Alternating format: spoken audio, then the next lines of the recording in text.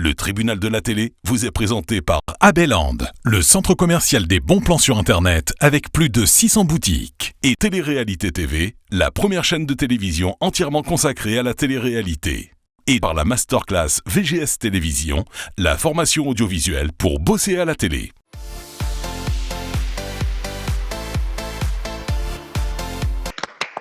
De retour, fidèle au poste, vous êtes bien dans le tribunal de la télé. Et vous savez, c'est l'émission de la joie et de la bonne humeur. Pourquoi cette bonne humeur?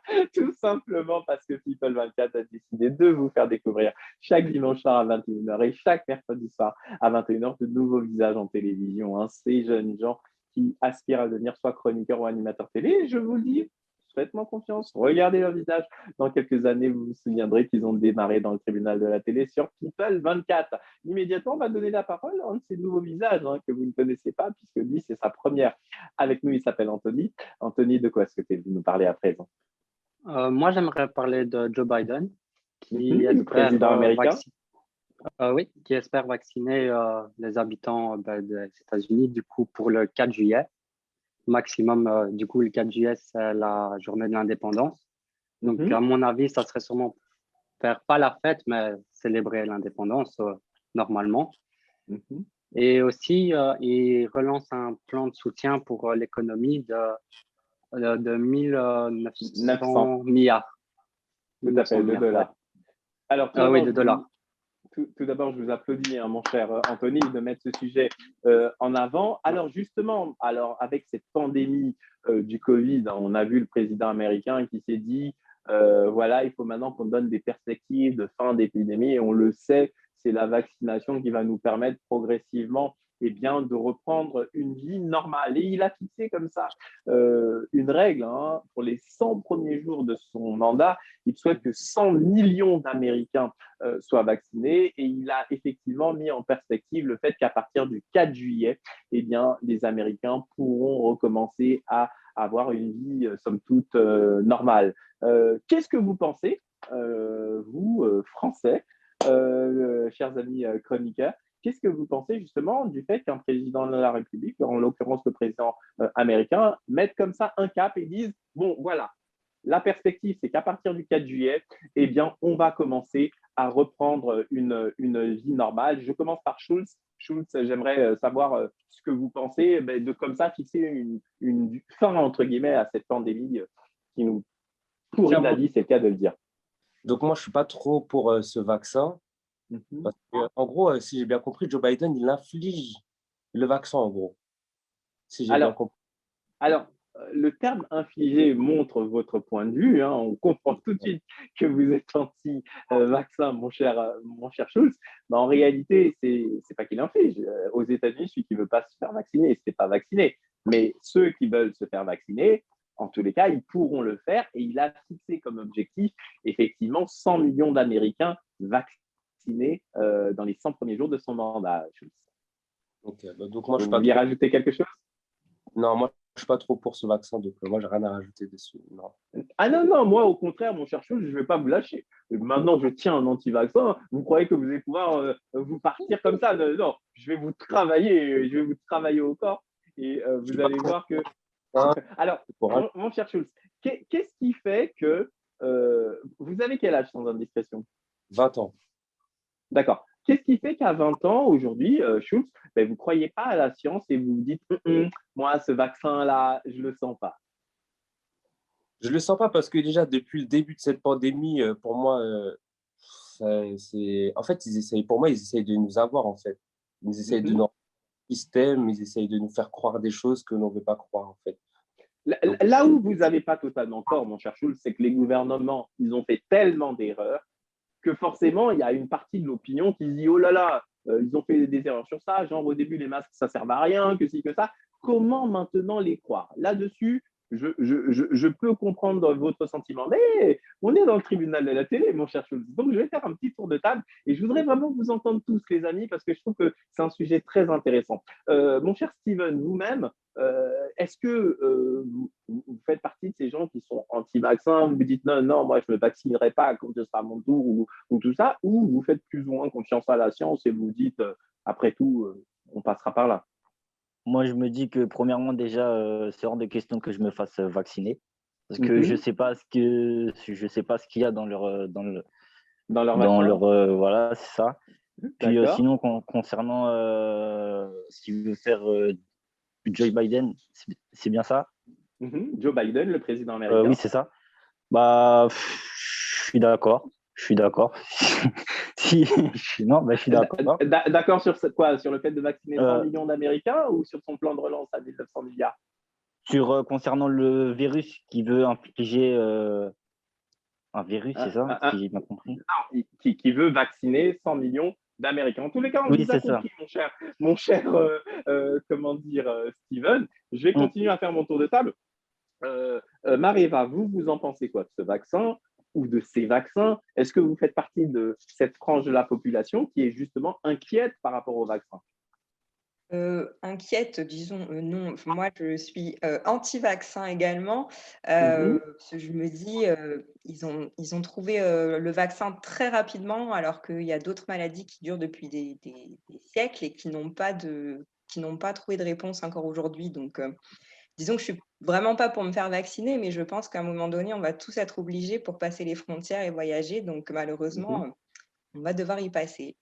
Alors, merci beaucoup de cette honnêteté, ma chère Maëva, et de cette franchise, parce que je trouve que vous avez employé, Mariva, pardon, je trouve que vous avez employé des termes très précis qui montrent le fond de votre pensée. Moi, j'aime les gens qui sont honnêtes et qui disent clairement le fond de leur pensée. Julie, même question. Et bien évidemment, vous vous doutez bien que si je vous questionne comme ça, c'est parce qu'à la fin, je vais vous donner un point de vue et on en débattra également. Julie, qu'est-ce que vous pensez justement de la vaccination et du fait de ne pas se faire vacciner, si jamais c'est votre sentiment? Alors, moi, je suis contre aussi. Décidément. J'ai aucune envie de me faire vacciner et j'ai aucune envie de me sentir obligée de le faire si je veux voyager. Ça aussi, ça me dérange. Alors, il y a une chose qui est vraie par nature, c'est qu'à votre âge, toutes les personnes qui se sont exprimées là, vous risquez quasiment rien du Covid. On ne va pas se raconter des histoires. Statistiquement, à vos âges, vous avez moins de 25 ans. Là, ceux qui se sont exprimés jusqu'à présent, il n'y a pas eu de mortalité extraordinaire chez les moins de 25 ans du Covid. Donc, je comprends tout à fait que vous vous dites le vaccin, après tout, pour moi, why not? Why plutôt? Pardon, Julie, je vous laisse continuer. Mais effectivement, je comprends que ce ne soit pas votre tasse de thé, le vaccin à la base. Voilà, donc à la base, ce n'est pas ma tasse de thé. Et l'optique que le président voudrait faire de vacciner tout le monde au 4 juillet, je trouve ça un peu gros de s'avancer comme ça pour se dire qu'au 4 juillet, il aura déjà vacciné beaucoup de personnes, etc. Avec tout ce qui se passe, est-ce qu'il aura vraiment fait ce qu'il dit? Attention, ma chère Julie, c'est que quand il affirme, les États-Unis vont bien avoir les doses pour vacciner tout le monde. La vaccination que vous la vaccination, oui, mais même en France, figurez-vous, les doses, elles vont commencer à arriver. Vous le savez qu'il y a de plus en plus de vaccins qui sont homologués. Regardez, par exemple, ne serait-ce que dans moins de 2 mois, il y a pratiquement 8 millions de doses qui seront là. Donc, effectivement, au début, les doses, elles arrivent au compte-gouttes, mais une fois que les usines tournent à plein, etc., il y a même de nouvelles usines qui se mettent, il y a de nouveaux vaccins qui arrivent, il y a un moment où on va disposer de suffisamment de doses pour vacciner, effectivement, du moins tous ceux qui voudront être vaccinés. Je vais continuer mon tour de table, ma chère Julie. Je voudrais entendre Nicolas aussi, parce que je le vois là, tranquillement, en train de réagir. Nicolas, vous pensez quoi de la vaccination et du fait que beaucoup de personnes, effectivement, sont réticents à cette vaccination? Alors moi, mon avis, c'est pas que je suis pas d'accord avec le vaccin, mais ce que j'aurais peur, en fait, c'est les effets secondaires de ce vaccin. Après, ce que propose Joe Biden, c'est bien.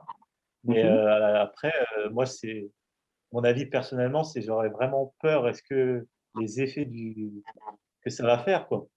Alors, quand vous parlez de cette crainte, mon cher Nicolas, de cette crainte des effets secondaires, elle est motivée par quoi? Est-ce qu'elle est motivée, comme l'a dit une personne, je crois que c'était Mariva, je ne suis pas sûr, du fait que c'est un vaccin qui a été trouvé trop vite, etc., qu'on n'a pas assez de recul? Elle vous vient d'où, cette crainte? Oui, voilà, est-ce qu'ils ont trouvé le bon vaccin ou pas du tout, quoi. D'accord, très bien. Eh bien, je continue mon tour de table parce que je veux que tout le monde prenne la parole. Nancy, je ne vous ai pas encore donné la parole, me semble-t-il, sur ce sujet. Vous-même, Nancy, est-ce que le vaccin, vous le craignez, quoi?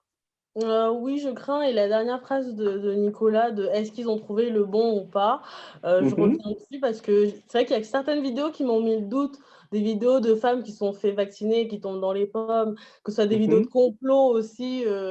Ouais, vraiment, je crains un peu, ouais, le vaccin là. Oh, oh là là, mais moi, je suis abasourdi. Je vais vous expliquer pourquoi je suis abasourdi après, mais je continue mon tour de table tout d'abord. Je voudrais entendre Jennifer, vous-même, au niveau de la vaccination. Vous en pensez quoi?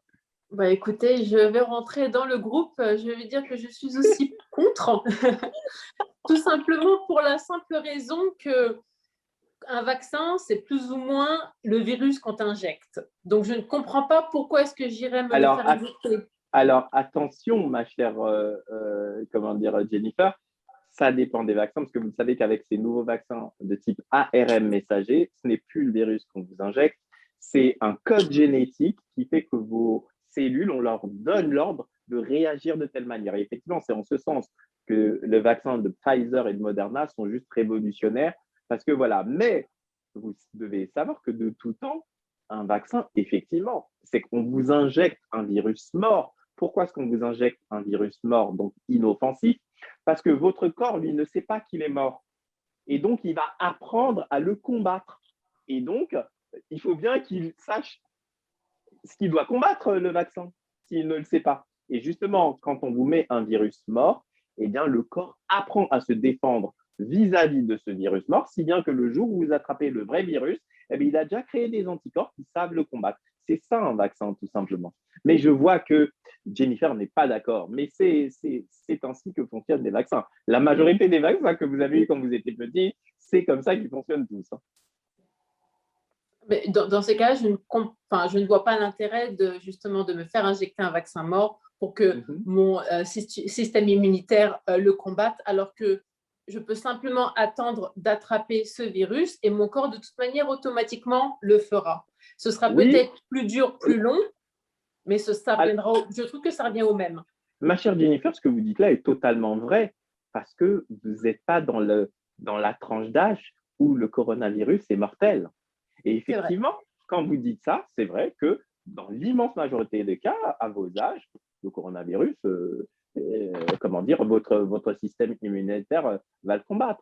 Je me permets juste de vous dire qu'avec le variant anglais, ça a déjà commencé à changer un petit peu. On voit de plus en plus de plus jeunes qui vont quand même en réanimation. Je ne dis pas ça pour vous faire flipper, mais je tiens à vous le dire quand même. Qui n'a pas encore réagi? Il me semble que Audrey n'a pas encore réagi à ce sujet. Anthony, c'est lui qui a mis le sujet en avant. Donc, il reste bien plus que Audrey. Audrey, vous-même, est-ce que vous faites partie de ces gens qui sont anti-vaccins? Qu'est-ce qu'il en est? Non, pas du tout. Moi, je suis pour le vaccin et j'incite toute la population française à se vacciner pour protéger nos anciens.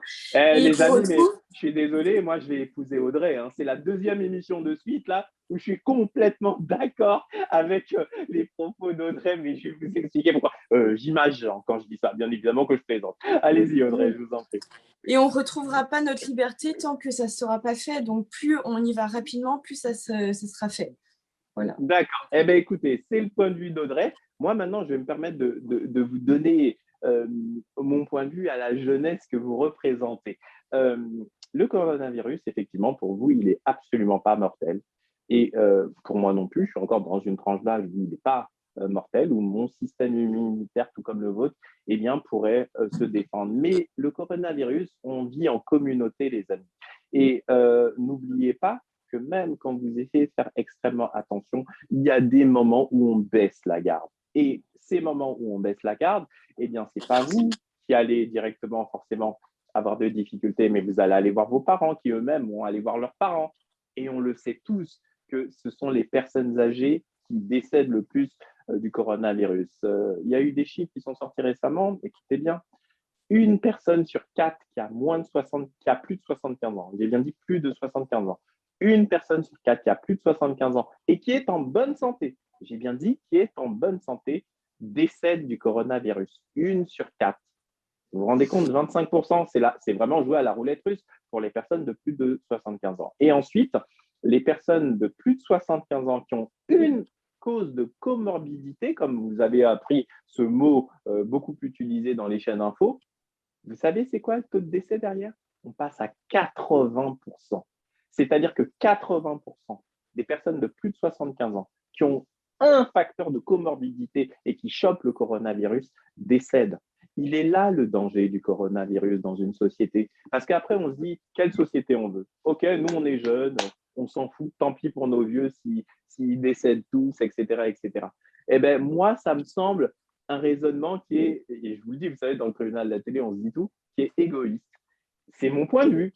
C'est mon point de vue. C'est-à-dire qu'on se dit, ben, moi, comme je ne risque absolument rien, ben, tant pis pour celui qui le choperait. Après, bien évidemment, là où j'entends ce que dit Schulz, et Schulz n'est pas le seul, il y a beaucoup de Français qui se disent ouais, mais ce vaccin, il n'est pas net, il n'est pas net, il n'est pas clair, etc. Moi, j'ai une maman, à titre personnel, qui a 76 ans. Et figurez-vous que ma mère, elle voulait absolument pas se faire vacciner. Et vous voyez, Schulz, elle voulait pas du tout se faire vacciner. Et il s'avère que j'ai un frère qui est handicapé mental, qui est plus âgé que moi, qui a 61 ans. Et moi, j'ai exprimé à ma mère qu'il fallait absolument que mon frère soit vacciné parce que vous savez, quand vous êtes handicapé mental, vous fréquentez des instituts où il y a d'autres handicapés mentaux et forcément, demander à un handicapé mental de faire de la distanciation sociale ou les mesures barrières, c'est juste impossible. Donc, la vaccination était, je dirais, légitime et quasi obligatoire. Et effectivement, en accompagnant mon frère handicapé mental s'est fait vacciner, ben, le jour même, sans me prévenir, ma mère s'est fait vacciner. Et je peux vous assurer que j'ai poussé un ouf de soulagement. Pourquoi? Parce que comme je vous l'ai dit, le coronavirus, il tue principalement les gens de plus de 75 ans. Alors, pour en terminer sur ce sujet, mais j'aimerais vous faire réagir également sur la dangerosité des vaccins. Effectivement, on n'a pas le même recul en moyenne. Vous devez savoir que la fabrication d'un vaccin, jusqu'au début des années 2000, ça mettait 10 ans. C'est pour ça qu'il y a beaucoup de gens qui sont choqués. Ah ouais, là, on l'a trouvé en moins d'un an. Mais ils oublient juste qu'il y a une évolution qui s'est faite. C'était 10 ans jusqu'au début des années 2000, mais depuis 2015, en moyenne, c'est plus que 5 ans de trouver un vaccin. Et avec cette nouvelle technologie des vaccins à base de ARN messager, ben, on est passé à 1 an. Mais c'est peut-être aussi que la science, elle progresse, les amis. Et il ne faut pas toujours se dire ah oui, là, il y a une progression de la science, donc c'est absolument suspect. Moi, je pense, et c'est mon point de vue, et j'aimerais bien le partager avec vous, mais surtout, j'aimerais bien avoir votre sentiment. Ces vaccins, notamment à base de ARN messager, ils n'ont pas été découverts hier, les amis. Hein. Ils ont été découverts au mois de mars de l'année dernière. Et donc, les premières vaccinations datent du mois de juillet. Et ce que vous devez savoir, c'est qu'un vaccin, en réalité, sa dangerosité au niveau des effets secondaires, c'est en général les 48 premières heures. Effectivement, dans les 48 premières heures, les vaccins qui vont causer des choses graves, on le sait tout de suite. Après, il y a le stade du premier mois. Et figurez-vous qu'après, il y a le stade des 6 premiers mois. Et vous devez le savoir qu'une fois qu'une personne a passé 6 mois, le risque de chance d'avoir des conséquences graves d'un vaccin, écoutez-moi bien, il chute de 99,99% des cas. C'est-à-dire qu'au-delà de 6 mois de vaccination, s'il n'y a pas eu de choses graves, ben c'est que ce ne sont pas des vaccins graves. Eh bien, quand vous connaissez ces chiffres-là, sachez que les premiers vaccinés avec les vaccins à base de ARN messager, ils datent du mois de juillet. C'est-à-dire qu'on a déjà les 6 mois de réflexion, entre guillemets, qui nous permettent de savoir si ces vaccins créent des choses graves. Et donc, ce que je veux vous dire par là, c'est que si pendant ces 6 premiers mois, il n'y a pas eu de choses graves, il n'y a pas de raison que brutalement, certes, ce sont des nouvelles technologies, mais que brutalement, tous les gens qui ont eu ces vaccins se retrouvent morts par transformation génétique. On a même vu des gens qui pensaient qu'on allait leur mettre des nanopuces, etc. Il y a un moment, excusez-moi, le complotisme, il va à un tel niveau qu'il réussit. Moi, en fait, je vais vous dire franchement, ce qui me fait le plus de peine, là, ce soir, c'est que vous êtes tous jeunes. Et au lieu de vous dire, merde, on est dans un monde technologique et au contraire, notre génération, elle a réussi à créer un vaccin contre le Covid en moins d'1 an, en fait, c'est le scepticisme qui prime, voyez-vous. Et donc, au lieu de vous dire, merde, on est au contraire dans une génération où ça va très vite, maintenant, je peux comprendre, Schulz, qu'il y ait des questions, mais parce que souvent, on n'a pas les réponses. Est-ce que vous saviez, par exemple, mon cher Schulz, que sur tous les vaccins qui existent dans le monde, ben, quand on a passé 6 mois après une dose de ce vaccin, s'il ne s'est rien passé, dans 99,99%, il ne se passera plus jamais rien. Est-ce que vous le saviez, ce chiffre-là? Ça, je viens de l'apprendre tout de suite là. Vous voyez ce que je veux dire? Et pour moi, malheureusement, les tests complotistes et ce qu'on voit sur les réseaux sociaux, c'est des gens qui s'expriment très fort, qui crient très fort, etc., mais qui ne donnent pas ces chiffres-là. Vous ne saviez pas qu'un vaccin, par exemple, c'est les 48 premières heures où c'est très dangereux. C'est le premier mois où on risque des choses graves, mais pas ces 6 mois. Il y a quasiment plus de risques en réalité. Il y a quasiment plus de risques. Voilà, les amis. Je vais rebondir sur ce que vous dites, Kevin, par rapport à tout ça. Alors, attendez, c'est qui parle là? C'est moi, Areva. Allez-y, Mareva, on vous écoute. Donc, le débat est très intéressant. J'entends parfaitement ce que vous dites, mais j'entends que vous dites aussi, ça paraît égoïste le fait de ne pas être d'accord avec ce vaccin. Donc, non, Mareva, c'est pas ce que j'ai dit. J'ai même moi-même laissé entendre que je peux comprendre qu'il y ait des doutes parce que ce sont des vaccins qui ont été créés très vite. Mais ce qui me paraît égoïste, c'est une génération, la vôtre, qui sait qu'elle ne risque rien et qui se dit non, moi, je ne vais pas me vacciner, etc. Parce que vous vous dites, je vais faire attention et tout, mais tôt ou tard, les amis, vous allez transmettre le coronavirus. Parce que ce que vous devez savoir, le coronavirus, il est avec nous pour des dizaines d'années. Hein. Ne croyez pas qu'il va disparaître demain. Hein. Il ne va pas disparaître, les amis. Hein. C'est un nouveau virus, c'est une nouvelle maladie qui arrive. Et en réalité, chaque année, on va devoir se faire vacciner comme la grippe. C'est ça la réalité de cette maladie. Et donc, ceux qui ne se font pas vacciner, tôt ou tard, vous le passerez à quelqu'un, vous verrez. Allez-y, ma chère Mareva. Oui, du coup, moi je serais d'avis, alors c'est peut-être tout aussi égoïste, mais je pense qu'à part ceux qui n'ont pas la capacité, on reste responsable de nous-mêmes. Donc à partir du moment où on décide de ne pas se faire vacciner ou de se faire vacciner, les distanciations sociales, si on ne s'est pas fait vacciner, si la personne a peur de ces personnes qui ne souhaitent pas se faire vacciner, je dirais qu'elles gardent leurs précautions parce qu'elles sont responsables d'elles-mêmes, donc pour éviter le risque. Et puis on est censé justement, si la personne est vaccinée, il n'y a plus de risque de se rapprocher de quelqu'un qui ne l'est pas. Donc après, on est d'accord. Propre décision. Quand on décide de ne pas se faire vacciner, oui, c'est notre propre décision, mais on ne va pas faire courir le risque aux personnes qui se sont faites vacciner. Donc, alors, ma chère Mareva, je rejoins ce discours, tout à fait. C'est-à-dire que pour moi, on est dans un pays de liberté où chacun doit et peut faire ce qu'il veut. Mais attention, ne soyez pas surpris que le reste de la société, qui va finir par être majoritaire, vous dise « Ok, vous ne voulez pas vous vacciner, mais vous ne prenez pas l'avion, mais vous ne prenez pas les transports, mais vous n'allez pas en boîte, mais vous… » Vous voyez ce que je veux dire? Parce que c'est quoi que on dise, les amis, c'est ce qui va se passer. Hein. Je préfère vous prévenir. Hein. Les gouvernements, aujourd'hui, ils ne vous le disent pas de manière frontale, mais regardez en Israël et dans plein d'autres pays pour voyager. Mais non, on regarde si vous avez le passeport, est-ce que vous êtes vacciné? Hein. C'est-à-dire que tous ceux qui ne sont pas vaccinés, attendez-vous à avoir une vie où vous allez rester planté chez vous et vous ne pourrez plus voyager dans le monde, ce qui est dommage quand on est jeune. Bien sûr. N'est-ce pas? Qui veut rajouter Moi, j'ai quelque chose. Oui, très bien. Alors, attendez, faites-moi juste un petit coucou que je voie de qui il s'agit. Très bien. Allez-y, mon cher Anthony.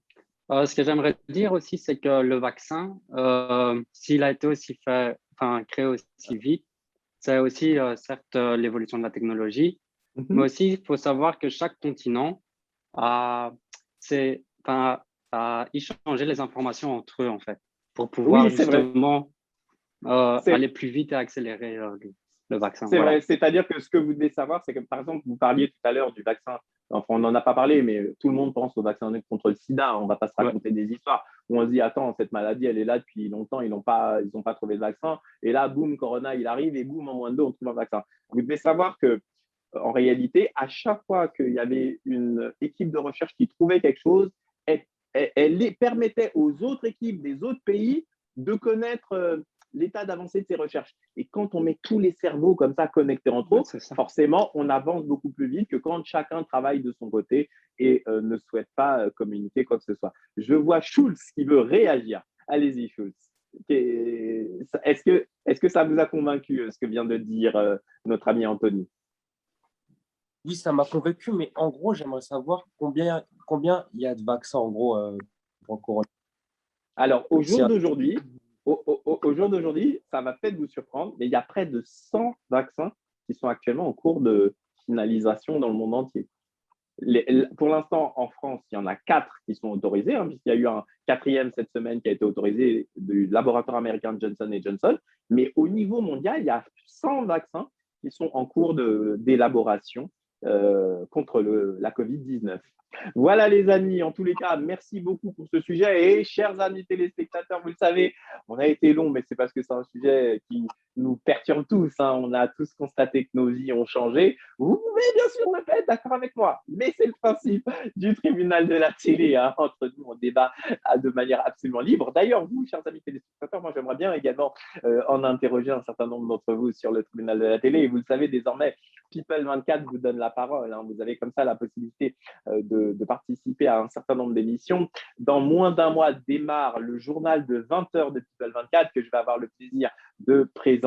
Et c'est un journal qui est assez particulier puisque vous le savez, dans ce journal, ce sont les Français et uniquement les Français qui peuvent s'exprimer. Quand je dis les Français, dans le sens les téléspectateurs français, hein, que vous soyez un peu partout dans le monde, mais que vous suivez cette chaîne française qui est People24, eh bien, vous allez avoir la possibilité de vous exprimer parce qu'effectivement, on ne va pas inviter comme sur les autres chaînes info, mais des experts médiatiques pour parler à votre place. On veut avoir la parole des Français. Pour ce faire, c'est très simple. Vous allez du côté du site internet de la chaîne à l'adresse www.people24.tv et vous regarderez sur la bannière haute, il y a une nouvelle rubrique qui est apparue qui s'appelle People24 vous donne la parole et vous pourrez participer à ce journal de 20 heures, que vous soyez vous-même dans l'actualité ou que vous souhaitiez commenter une actualité dont vous avez entendu parler, eh bien, vous n'hésitez pas à remplir le formulaire. Immédiatement, c'est un petit jingle et on continue